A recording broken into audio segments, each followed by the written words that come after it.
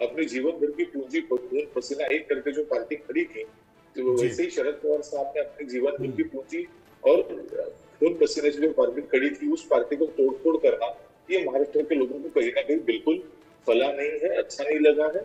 और उसी का बदला लेने के लिए परिवर्तन की एक बड़ी ताकत के साथ आगे हम लोगों ने महाराष्ट्र में लेकिन अभी गठबंधन की रुझान कह रहे हैं और नीलेश उसी जी के इमोशंस काम नहीं आए। शरद पवार ने रिटायरमेंट की बात भी कह दी, लेकिन बावजूद इसके नंबर्स उस तरीके से साथ में नहीं है। 5 करोड़ के नोट के बैग की एंट्री हो गई तो इधर सुप्रिया सुले सवालों के घेरे में खड़ी हो गई, बिटकॉइन के आरोप लग गए, फिर मानहानि के दोनों तरफ से केसेस सामने आ गए। ये चल क्या रहा है और महायुति इन सब के बावजूद आगे बढ़ती हुई? देखिए, शरद पवार साहब और सुप्रिया ताई के फैमिली को बदनाम करने के अलावा बीजेपी के पास कोई एजेंडा नहीं, ये बात आप समझ लीजिए। और मैं बार बार कह रहा हूँ कि ये बहुत प्राइमरी फेसी स्टेज है, शुरुआत का स्तर है ये।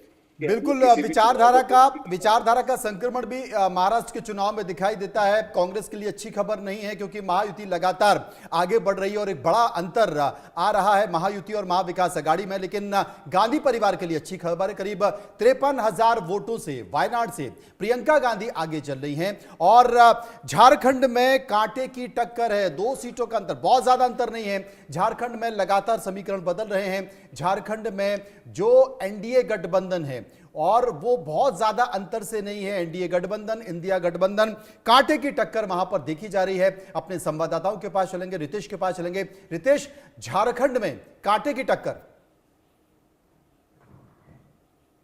देखिए, झारखंड में कांटे की टक्कर है और जो शुरुआती रुझान आए थे उसमें लगा कि बीजेपी बहुत बढ़त बना लेगी, लेकिन अब देखिए कि वो अंतर लगातार कम होता हुआ दिखाई दे रहा है। और सबसे बड़ी बात है कि हेमंत सोरेन ने अगर देखा जाए तो पूरे चुनाव की कमान संभाल रखी थी महागठबंधन की तरफ से। झारखंड में तो बाजी पलट गई है, झारखंड में तो बाजी पलट गई है। अभी जो ताजा आंकड़े हैं एकदम ऑपोजिट हो गए हैं। यहाँ जेएमएम 29 पर आगे दिख रही है, बीजेपी 23 पर आगे दिख रही है, जबकि अभी थोड़ी देर पहले ये आंकड़ा बीजेपी का 29 था, जेएमएम का 23 था।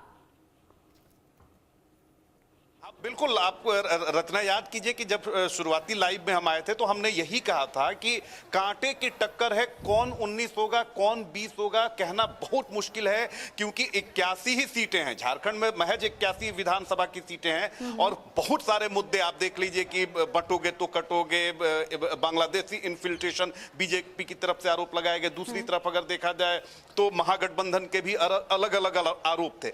लेकिन धरातल पर अगर देखें तो जनता के मुद्दे अच्छा मनोज, हमने थोड़ी देर पहले झारखंड में ये बता दिया था कि बीजेपी आगे है और 42 का आंकड़ा, अभी तो जेएमएम और कांग्रेस 43 पर जा रहे हैं। घट रहा है झारखंड में, घट रहा है। राकेश जी थोड़ा उत्साहित हो गए थे, अदरक की चाय पी के थोड़ा सा ठंडे हैं। लेकिन इन सब के बीच हम महाराष्ट्र चलते हैं क्योंकि महाराष्ट्र में